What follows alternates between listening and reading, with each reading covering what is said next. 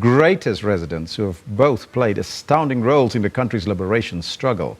Let's now join the proceedings live here in Johannesburg. 1964 is what former President Nelson Mandela said in a statement during the Rivonia trial.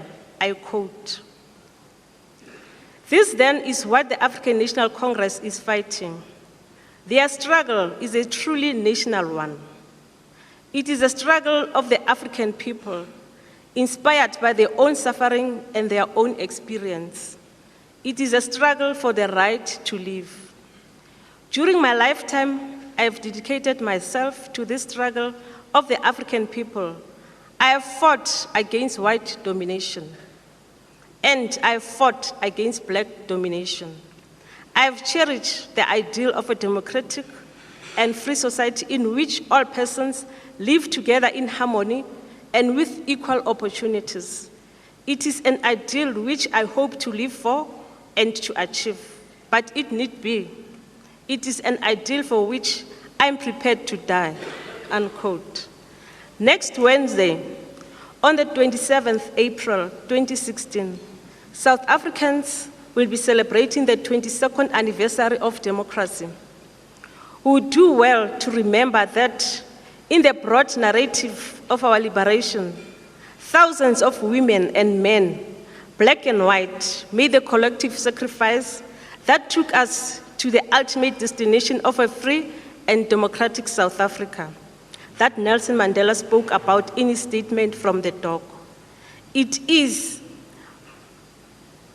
a struggle that also produced women and men of great character and integrity, women and men of principle and practice who surrendered their own freedom, patriots who took a stand for the cause of all humanity like Mandela.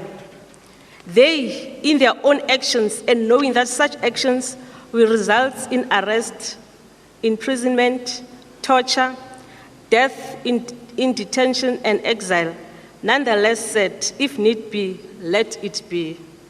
Your Worship, Executive Mayor, I'm privileged and deeply honored to be presiding over this specially convened council to confer the rare honor of the freedom of the city to two extraordinary individuals, Mr. Andrew Mlangeni and Advocate George Bizos, who represented a tradition that upholds the dignity of all the people, regardless of the price that they had to pay to defend, secure and guarantee that dignity.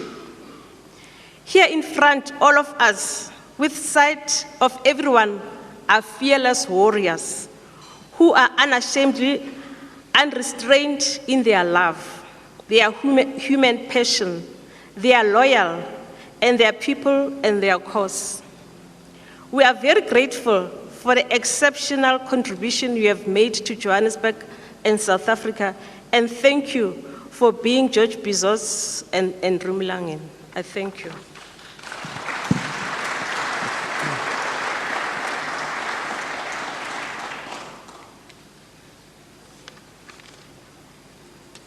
Applications for leave of absence. We are going to note the leave of absence and refer them to the office of the Secretary. Addressed by the Executive Mayor. Executive Mayor.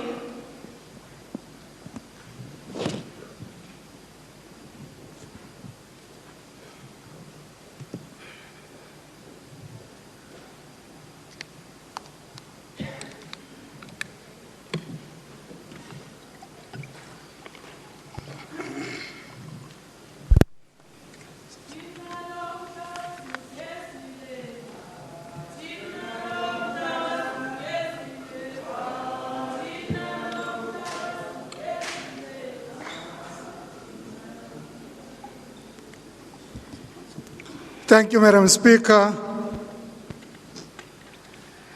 The Chief Whip of Council, Councillor Prema Naidu, to our honorees, Advocate George Bizos and the Honorable Andrew Mlangeni, Freemen of the City of Johannesburg, Ntate Ahmed Katrada, Free Woman of the City of Johannesburg, Ms. Sophie Williams-de Bruyn, Deputy Minister Hlengwe Mkhize, stalwart of our struggle for liberation, Isu Chiba, members of the Mayoral Committee, the Deputy Judge President, Public Protector and Deputy Public Protector, fellow councillors, members of the Diplomatic Corps, distinguished guests, ladies and gentlemen. Starting where you had quoted, Madam Speaker, one would want to refer to that celebrated speech by our icon and leader Nelson Mandela 52 years ago. And indeed, as you said, Madam Speaker, on this very day, 52 years ago, no more than a few kilometers from where we stand, a statement which came to define the moral code of the struggle against apartheid became a global rallying cry from the dock. These were the words of former President of the Republic and global icon, Nelson Rolihlahla Mandela, himself later to be named Freeman of our city of Johannesburg. This when he said, and I quote, "During my lifetime, I have dedicated myself to this struggle of the African people. I have fought against white domination, and I have fought against black domination. I have cherished the ideal of a democratic and free society in which all persons live together in harmony and with equal opportunities. It is an ideal which I hope to live for and to achieve, but if needs be, it is an ideal for which I am prepared to die," close quote. These two men upon whom we today confer the honor of free men of the City of Johannesburg were both there to hear those powerful words in person. One as a defendant, the other as a member of the defending legal team. We bestow this honor not only in recognition of their being amongst those who made that noble, supremely principled stand at Madiba's side, confronting the logic of a deeply illegitimate system with profoundly democratic clarity and eloquence, risking the death penalty and persecution to do it. We also honor the service they gave and continue to give to the very democracy that they helped lead the struggle to create. And through them, we honor the values enshrined in our constitutional order, the great refutation of the system of our own, or rather the great refutation of the system our honorees gave their freedom and risked their lives to bring down. Honoring those values to the fullest will be the work of several generations yet. We have not yet escaped the long shadow of the systems that the Rivonia trial exposed to the world as so profoundly unjust. To truly honor the recognition we bestow today, to truly consecrate their status as freemen of this city, we must commit as we confer the status of freemen that we will redouble our fight against the consequences of the system they helped bring down. Our cities remain a patchwork of race and class-based ghettos that would have troubled Verwoerd and the architects of grand apartheid not at all. Only now, the cost of transport and housing are enforcing the divisions once enforced by the past laws, the Group Areas Act, and the Native Laws Amendment Act. So we must intensify the efforts under our Corridors of Freedom program to lead the private and public sector alike to cast transformation in glass and indeed in concrete.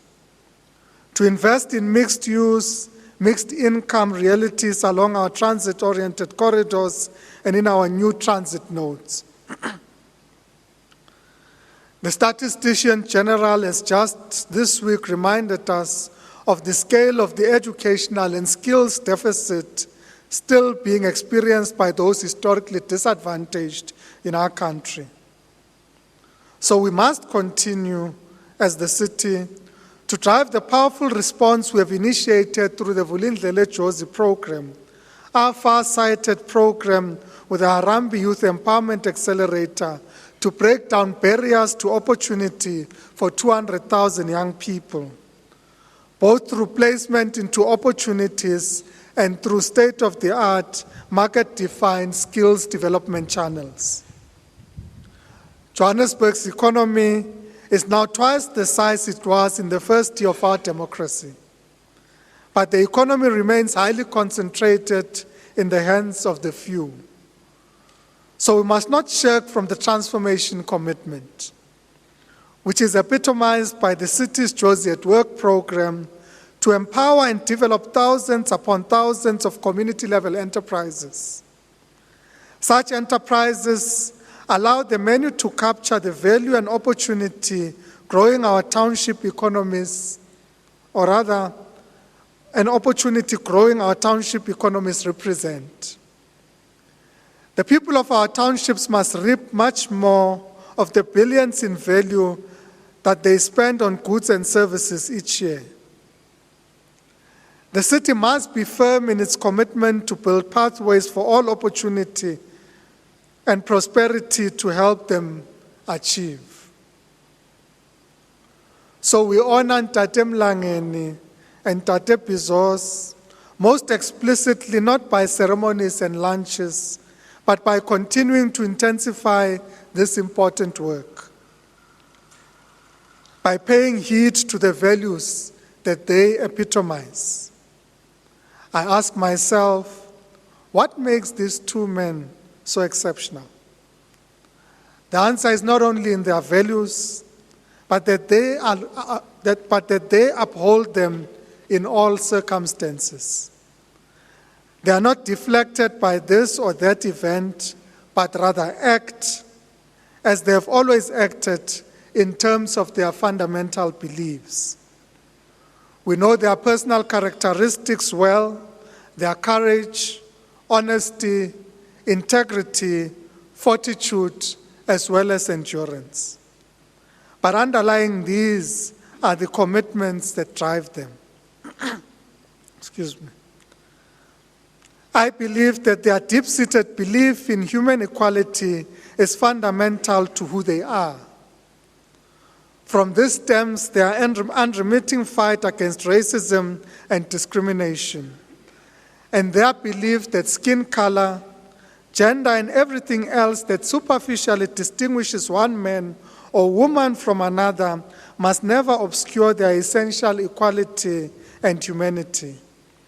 And further, that religious and other beliefs, even if one differs from them, are irrelevant to the dignity and worth of every individual and the respect that each man and woman's rights endue.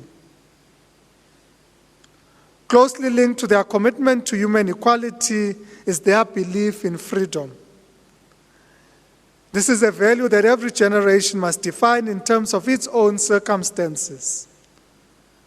But it means being able, within limits set by accepted standards of decency and without infringing on the rights of other people, to speak and to write without restraint nor fear. This value implies freedom of speech, a free press, freedom of association, the very things that our Constitution enshrines. But it goes further.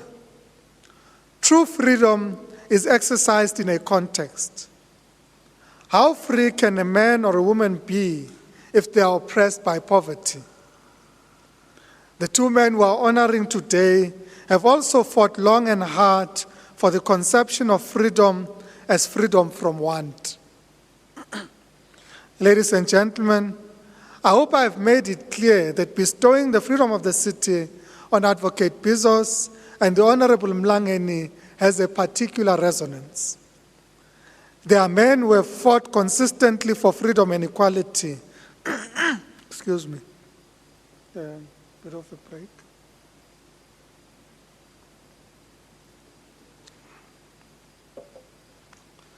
Excuse me, Madam Speaker, with your indulgence. Cheers. They are men who have fought consistently for freedom and equality. And our great city is proud to recognize their lifelong commitment to these values. We hope, without arrogance or presumption, to follow them in the path that they have opened for us, and to commit ourselves to working for personal and social freedom as they have done so outstandingly. Honorable Mlangeni and Advocate Bizos, as South Africans, we aspire to walk in your footsteps and realize the ideals and values that you represent. Advocate Bizos, you acutely state that in the democratic dispensation, the struggle has become far more nuanced, taking on different shapes in various sectors of society. Here are some of the problems and challenges that we need to deal with as a nation, taking leave from your experiences. Advocate Bizos, as a human rights activist, we need to listen to your words as racism and xenophobia threaten our society. This brings us to the issue of the national question. A lot still needs to be done to understand race relations in South Africa, especially as we emerge from the captivity of apartheid. Racism and class and gender discrimination is unfortunately very much present in South Africa to this day. As a nation, we need to unite in ensuring that the dream of an unracial South Africa is realized, freed from the scourges of racism and xenophobia. We come from an apartheid past where freedom of speech and of the press were under bitter attack. But today we live in a constitutional democracy built on the values of human dignity, equality, human rights, and freedom of speech and of the press. In that regard, we need to ensure that these freedoms remain a constitutional right for all South Africans to enjoy. Honorable Mlangeni rightly pointed out in 2012 that unless we address the challenges of poverty and unemployment, and I quote, our people will never be free. They will continue to feel imprisoned and reduced to their lives of impoverishment and suffering, close quote. We live in one of the most unequal societies in the world, where some of our people do not know where their next meal will come from.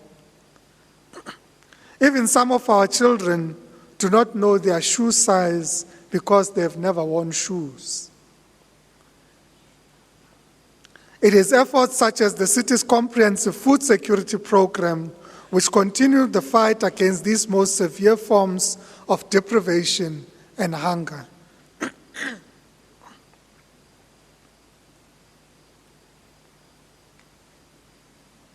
Fundamental human rights such as freedom from poverty are the most powerful legacy of the struggle that our honorees fought for. Madam Speaker, I'd like to thank our recipients, the Honorable Mlangeni and Advocate Bizos, for accepting the Freedom of the City Award. Advocate Bizos, an unexpected visitor to your home may find you digging in your garden. They will certainly notice that the celebrated advocate is modest and straightforward. On my recent visit with the Speaker and other colleagues to your office, I was similarly inspired by your simplicity and humility, which banished all unnecessary formality from the conversation we had. I am equally humbled by the simplicity and modesty of the Honorable Mlangeni. We cherish the support we've received from him during our various charitable events, including our annual golf days. He is recognized as one of the oldest golfers in the country.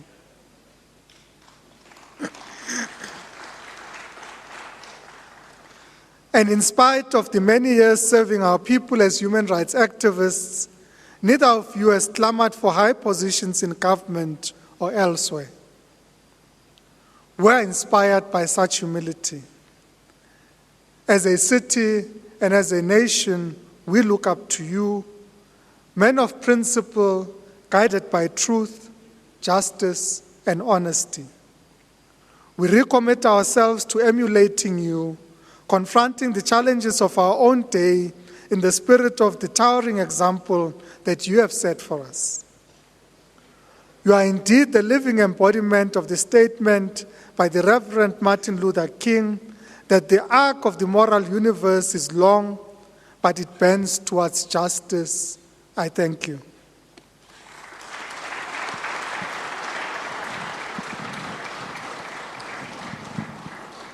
Thank you very much, Executive Mayor. Addressed by leaders of political parties.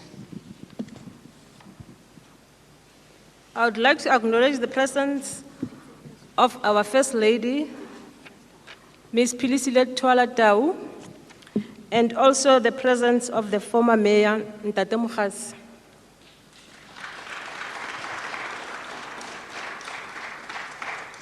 From the ANC, I'll call upon Councillor Sithole.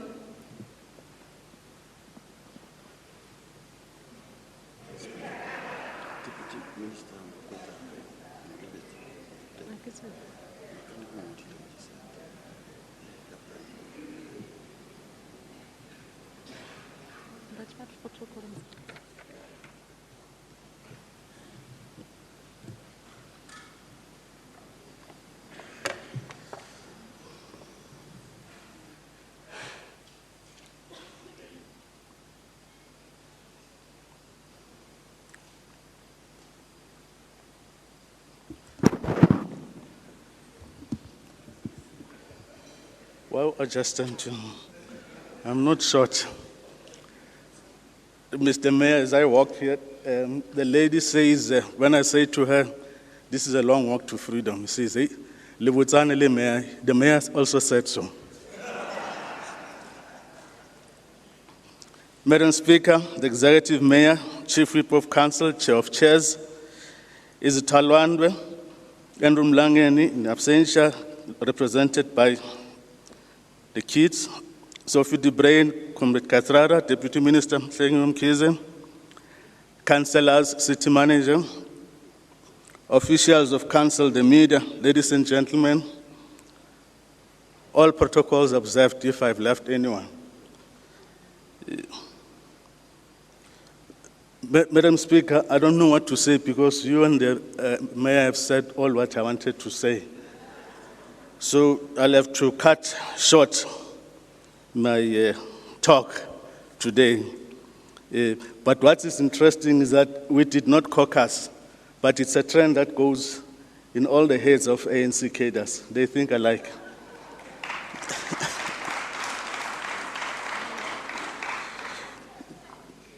Because it's Gablenda, so you can be in London, but we'll talk the same language. And what's funny is that we did not caucus. In Mangaung today, they are honoring a white African man called Bram Fisher. They unveiled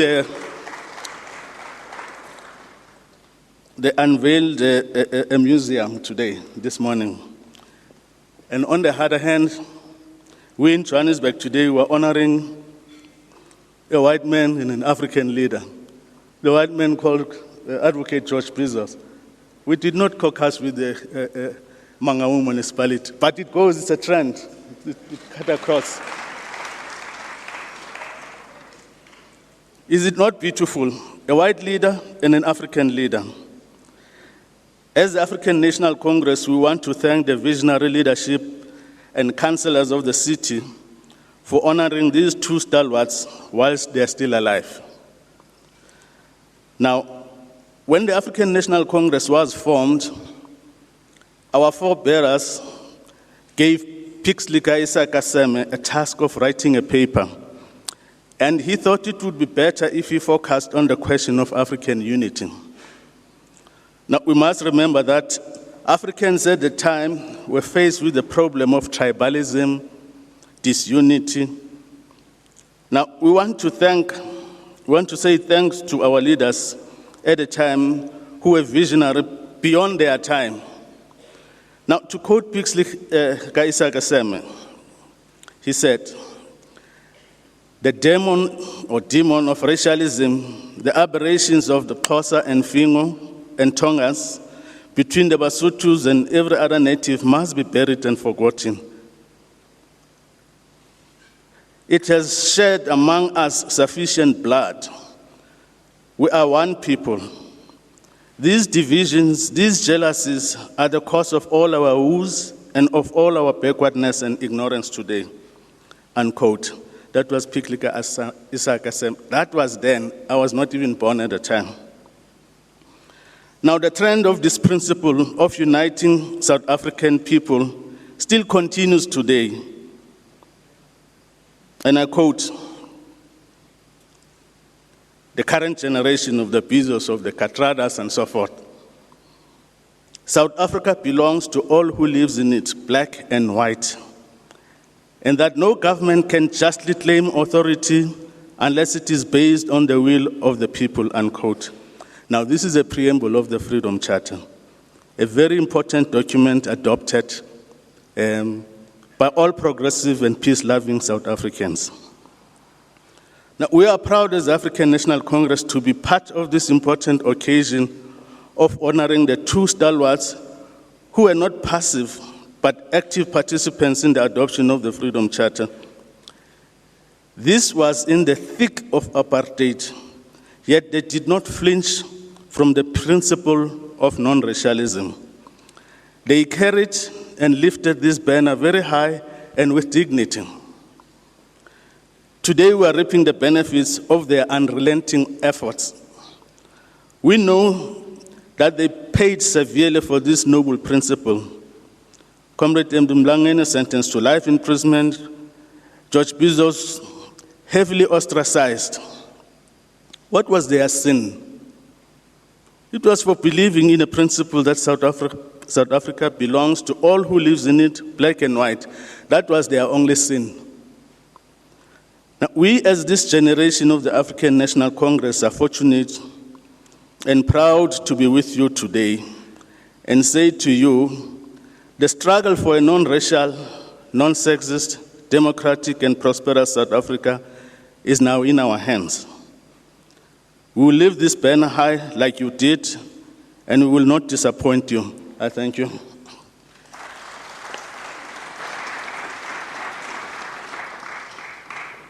Thank you. And from the DA, it's Councillor Dagama.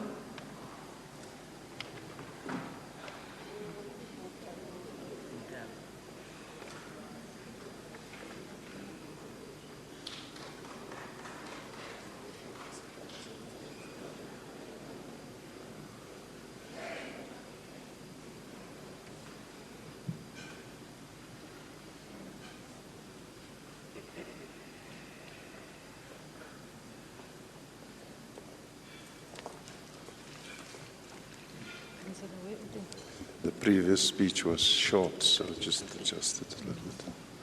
I think of that. Madam Speaker, Mr. Mayor, Advocate George Bizos, Honorable Andrew Mlangeni,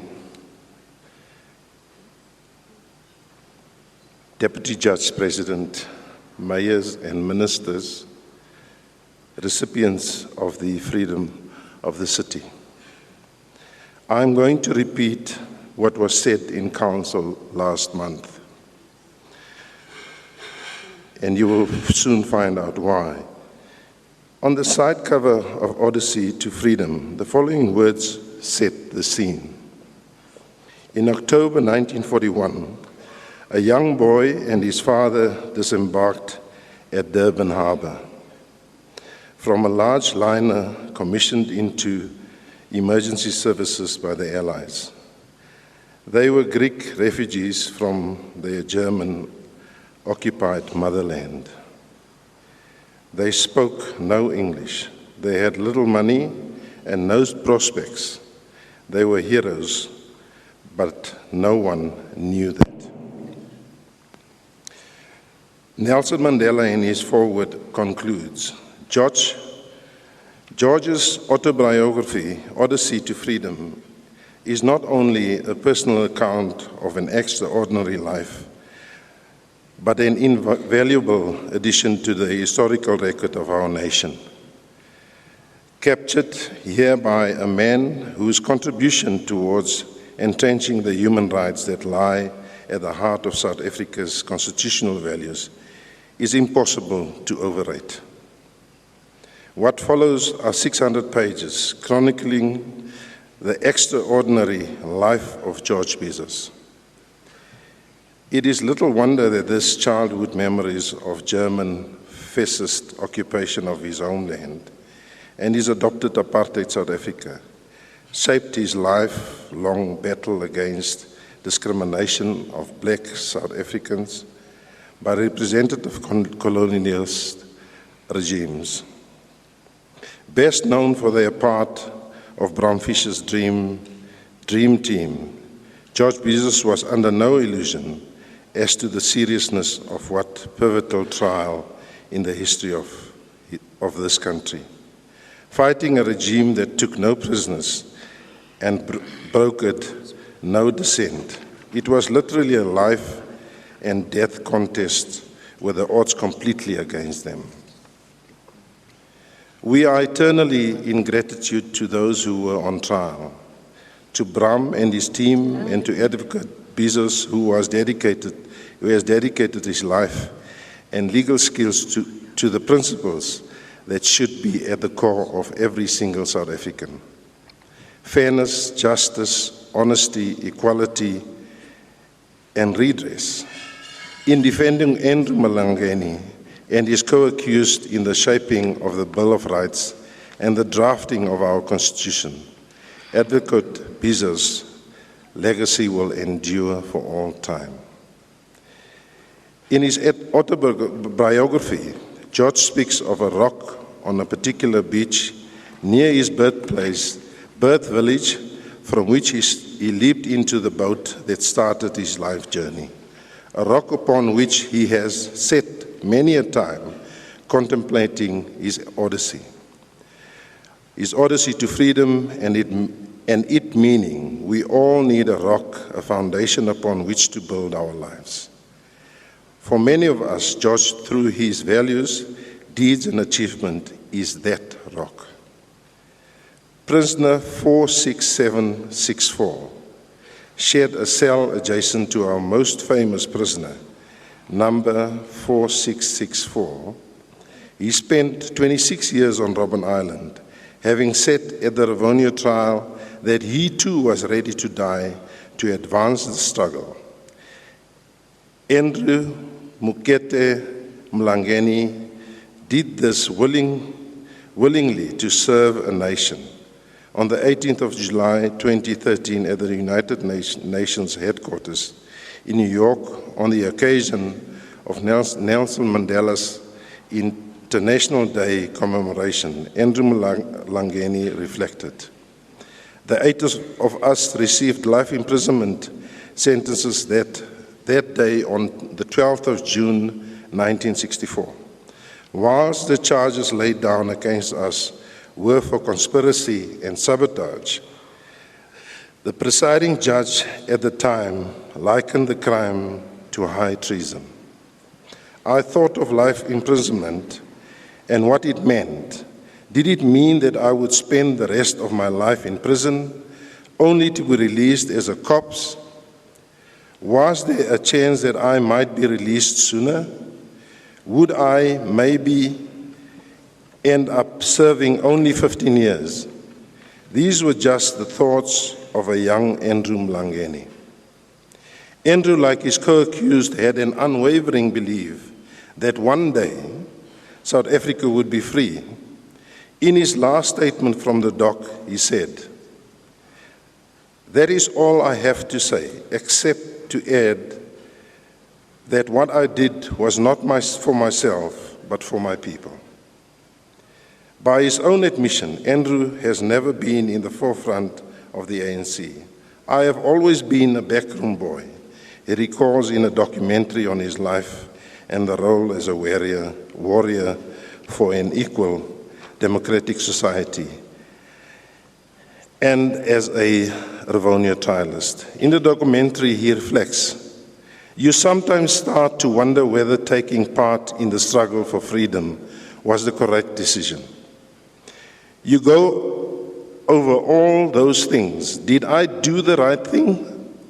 All those things come into your mind." History shows emphatically that Andrew made the right decision.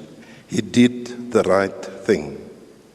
3 years ago, former President Thabo Mbeki said at a memorial service to prisoner 46664, "There were people who made enormous sacrifices in their lives. This is a generation that bequeathed to us many values. I think principal among these values that they bequeathed the people is to serve the people, not to serve themselves." To my mind, Andrew's abiding contribution to our future in the arena of education, while in prison, he and his comrades fought tirelessly for the right to study in prison, a right only granted in 1967. Filling a journey that started as a child and interrupted by poverty and death in the family. Andrew gained a BA in 1979, despite the behavior of the prison authorities, and went on to complete his honor cum laude in 1986. 2 years ago, UNISA conferred the degree of Doctor of Literature and Philosophy for Andrew's unrelenting pursuit of social justice and resilience in pursuing education for himself and others.